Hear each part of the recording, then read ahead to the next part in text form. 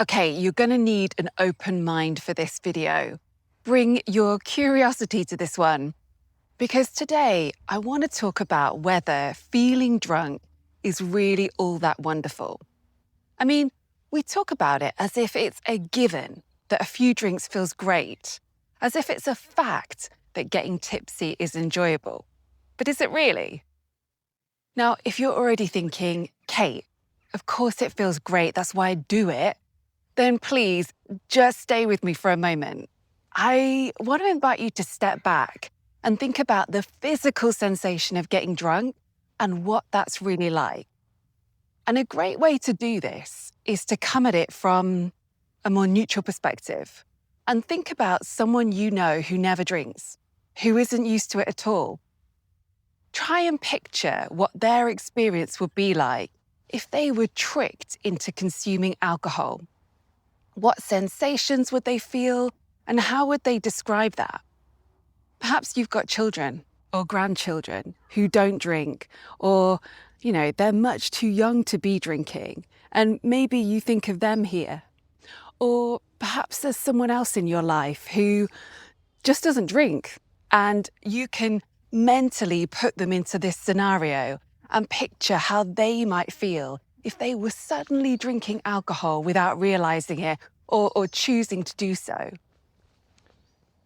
So whoever it is you're thinking of, they probably don't have any real expectations around what alcohol will do for them.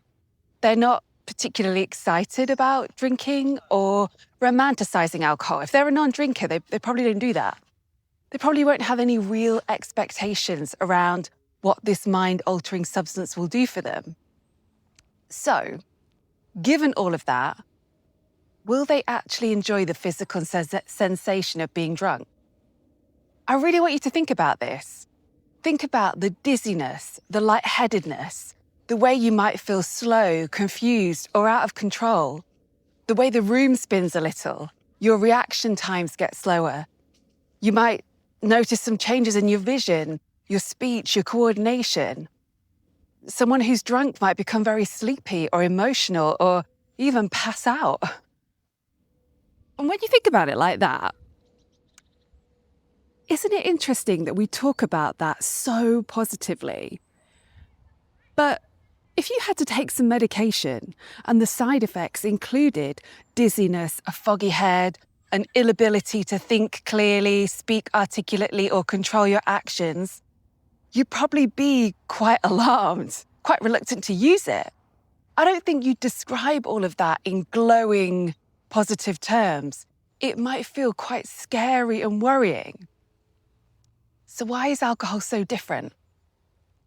Well, most of us have practiced for a long time thinking that alcohol is a good thing.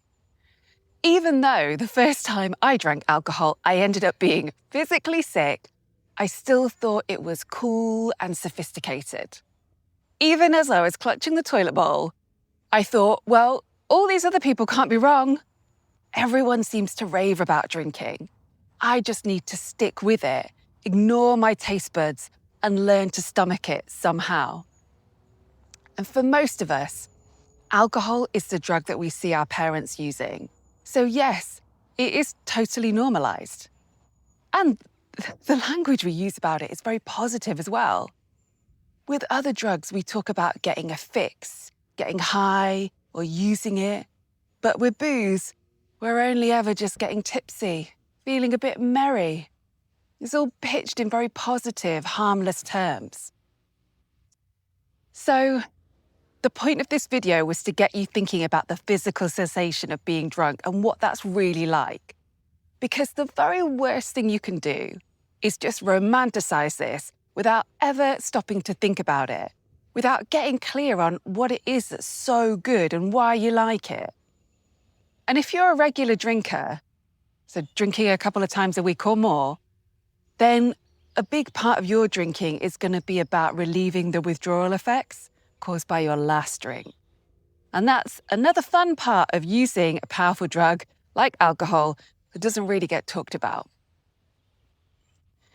And the final thing I'll say is, if you cringed earlier at the thought of giving alcohol to a child, I think that's something to reflect on.